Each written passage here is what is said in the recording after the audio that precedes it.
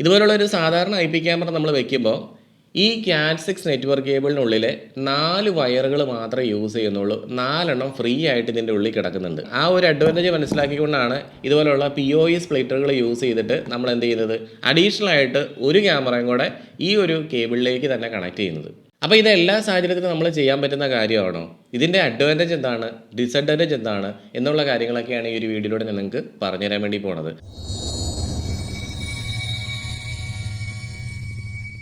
നമ്മുടെ PoE സ്വിച്ചിനും അതുപോലെ തന്നെ ക്യാമറയ്ക്കും ഒരു ഗ്ലോബൽ സ്റ്റാൻഡേർഡ് ഉണ്ട്. അതാണ് IEEE 802.AF, IEEE 802.AT എന്ന് പറയുന്നത്. ഈ 2 സ്റ്റാൻഡേർഡിലാണ് നമ്മുടെ ക്യാമറ വരുന്നതെന്നുണ്ടെങ്കിൽ അതിനകത്ത് ഈ CAT6 നെറ്റ്വർക്ക് കേബിളിലെ 4 വയറുകൾ മാത്രമേ യൂസ് ചെയ്യുന്നുള്ളൂ. പക്ഷേ നമ്മുടെ ക്യാമറ യൂസ് ചെയ്യുന്നത് IEEE 802.BT സ്റ്റാൻഡേർഡ് ആണെന്നുണ്ടെങ്കിൽ ഈ കേബിളിൻ്റെ ഉള്ളിൽ വേറെ വയറൊന്നും ഫ്രീ ഉണ്ടാവില്ല. അതായത് ഇതിനകത്തുള്ള 8 വയറുകൾ നമ്മൾ അന്നേരം യൂസ് ചെയ്യും.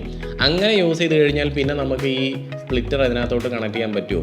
കാരണം നമ്മൾ ഫ്രീ ഉണ്ടാകുന്ന സമയത്തല്ലേ സ്പ്ലിറ്റർ യൂസ് ചെയ്യുന്നത്. നമ്മുടെ ക്യാമറ ഇപ്പോൾ IEEE 802.BT സ്റ്റാൻഡേർഡാണ് യൂസ് ചെയ്യണമെന്നുണ്ടെങ്കിൽ ഇതിനകത്ത് ഒരു വയറും ഫ്രീ ഉണ്ടാവില്ല. അപ്പോൾ നിങ്ങൾ ഈ സ്പ്ലിറ്ററുമായിട്ട് വന്നു കഴിഞ്ഞാൽ ആ ക്യാമറ യഥാർത്ഥ ഔട്ട്പുട്ട് ആയിരിക്കില്ല നമുക്ക് തരുന്നത്. ചിലപ്പോൾ ക്യാമറ വർക്ക് ചെയ്തിട്ടുണ്ടാവും, പക്ഷേ യഥാർത്ഥ ഔട്ട്പുട്ട് ആയിരിക്കില്ല നമുക്ക് തരുന്നത്. ചില ക്യാമറകൾ വർക്ക് ചെയ്യാതെ പോയേക്കാം. അതാണ് നമ്മൾ ശ്രദ്ധിക്കേണ്ട ഒരു കാര്യം എന്ന് പറഞ്ഞാൽ. എനിക്കറിയാം, ഒരു സാധാരണ വ്യക്തിയെ സംബന്ധിച്ച് ഈ ക്യാമറയുടെ ഡാറ്റാ ഷീറ്റ് നോക്കിയിട്ട് അത് BT ആണോ AT ആണോ എന്ന് നോക്കാൻ പറ്റത്തില്ല. അപ്പോൾ അങ്ങനെയുള്ള ആൾക്കാർക്ക് വേണ്ടിയിട്ട് ഞാനൊരു കാര്യം പറഞ്ഞു തരാം. നിങ്ങൾ ഒരു കാരണവശാലും ഈ സ്പ്ലിറ്റർ യൂസ് ചെയ്യാൻ പാടില്ലാത്ത ക്യാമറകളാണ് ഞാൻ പറയുന്നത്. ഒന്ന്, PTSD camera, pan tilt zooming ഉള്ള ക്യാമറകൾ. അവിടെ നിങ്ങൾ ഒരു കാരണവശാലും അത് യൂസ് ചെയ്യാൻ പാടില്ല. പിന്നെ നല്ല പവർ കൺസപ്ഷൻ കൂടിയ AI ക്യാമറകൾ, അവിടെ നിങ്ങൾ യൂസ് ചെയ്യരുത്. ഈ ഒരു ക്യാമറയിൽ ഒരു ലെൻസ് മാത്രമേ ഉള്ളൂ.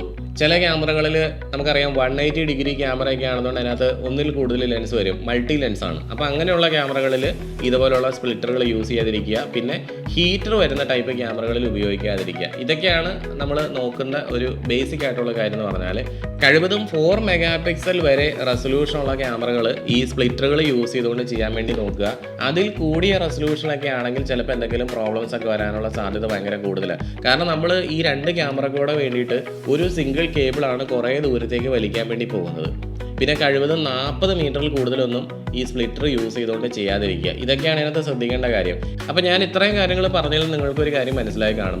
ഒരു പെർമനൻറ്റ് ഇൻസ്റ്റലേഷൻ സ്റ്റാൻഡേർഡ് ആയിട്ടുള്ള രീതിയിൽ നമ്മൾ ചെയ്യുമ്പോഴത്തേക്കും ഈ സ്പ്ലിറ്റർ യൂസ് ചെയ്യാമെന്ന് പറഞ്ഞു കഴിഞ്ഞാൽ അത് ഒരിക്കലും ഒരു റെക്കമെൻഡഡ് ആയിട്ടുള്ള കാര്യമല്ല. കാരണം നമ്മുടെ ഒരു വീട്ടിലാണ് നമ്മളിത് ഇൻസ്റ്റലേഷൻ ചെയ്യണമെന്നുണ്ടെങ്കിൽ നമ്മളവിടെ പല ക്യാമറകളും മാറി മാറി വെച്ചെന്ന് വരും അല്ലേ. ഇപ്പോൾ ഒരു ക്യാമറ കേടായി പോയി കഴിഞ്ഞ് കുറേ നാൾ കഴിഞ്ഞിട്ട് നമ്മളൊരു പുതിയ ക്യാമറ മേടിക്കുമ്പോൾ നമ്മൾ എന്തായാലും ലേറ്റസ്റ്റ് ടെക്നോളജിയിലുള്ളൊരു ക്യാമറ മാത്രമേ അവിടെ വെക്കുകയുള്ളൂ. അപ്പോൾ ആ സമയത്ത് നമ്മുടെ കേബിള് നമുക്കൊരു തടസ്സമായി വരാൻ പാടില്ലല്ലോ. അപ്പോൾ അതുകൊണ്ടാണ് ഈ പെർമനൻറ്റ് ഇൻസ്റ്റലേഷനിൽ ഒരിക്കലും ഈ സ്പ്ലിറ്ററുകൾ യൂസ് ചെയ്ത് ചെയ്യരുതെന്ന് പറയാൻ കാരണം. ടെമ്പററി ആയിട്ട് നമ്മൾ എവിടെയെങ്കിലുമൊക്കെ ചെയ്യുവാണെന്നുണ്ടെങ്കിൽ ഞങ്ങളും പലപ്പോഴും ഈ റെൻറ്റിന് ക്യാമറ കൊടുക്കുന്ന സമയത്ത് ഇതേപോലെയുള്ള സ്പ്ലിറ്ററുകൾ യൂസ് ചെയ്തിട്ട് ചെയ്യാറുണ്ട്. പക്ഷേ ഒരു പെർമനൻറ്റ് ഇൻസ്റ്റലേഷനിൽ ഒരിക്കലും അതൊരു റെക്കമെൻഡഡ് വേ അല്ല. ഇനി ചില ആളുകളുടെയൊക്കെ യൂട്യൂബ് വീഡിയോസും ഫേസ്ബുക്ക് വീഡിയോസൊക്കെ ഞാൻ കണ്ടിട്ടുണ്ടായിരുന്നു. ഈ ഒരു സ്പ്ലിറ്റർ ഇറങ്ങിയ കാര്യം ചിലപ്പോൾ അവർ അറിഞ്ഞിട്ടുണ്ടാവില്ലായിരിക്കും. ഇനിയിപ്പോൾ അറിഞ്ഞാൽ തന്നെ ചിലപ്പോൾ ഇതൊരു 500 രൂപ കൂടെ ലാഭിക്കാമല്ലോ എന്നുള്ളൊരു കാര്യമായിരിക്കും അവർ ചിന്തിച്ചുകൊണ്ടിരിക്കുന്നത്.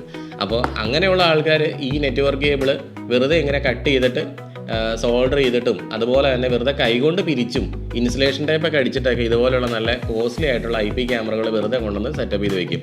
നമ്മുടെ കയ്യിൽ നിന്ന് കാശ് മുടക്കിയിട്ട് ആരും അങ്ങനെയുള്ള പരിപാടിക്ക് മുതിരരുത് എന്നാണ് എനിക്ക് പറയാനുള്ളത്. കാരണം ആ വയറുകൾ തമ്മിൽ കൂട്ടിമുട്ടിക്കഴിഞ്ഞാൽ ഷോർട്ടായി കഴിഞ്ഞാൽ ഈ ഒരു ക്യാമറ കേടായി പോകാനുള്ള സാധ്യതയുണ്ട്. മാത്രമല്ല, നിങ്ങളിപ്പോൾ ഒരു ഇൻസ്റ്റലേഷൻ ചെയ്യുന്ന വ്യക്തിയാണെന്നുണ്ടെങ്കിൽ എവിടെയെങ്കിലും പോയിട്ട് നിങ്ങൾ അതേപോലെ ഇൻസ്റ്റലേഷൻ ചെയ്ത് വെച്ച് കഴിഞ്ഞാൽ നാളെ വേറൊരുത്തം വന്നിട്ട് അത് കണ്ടു കഴിഞ്ഞാൽ അവൻ നിങ്ങളെപ്പറ്റി എന്തായിരിക്കും വിചാരിക്കുന്നത്?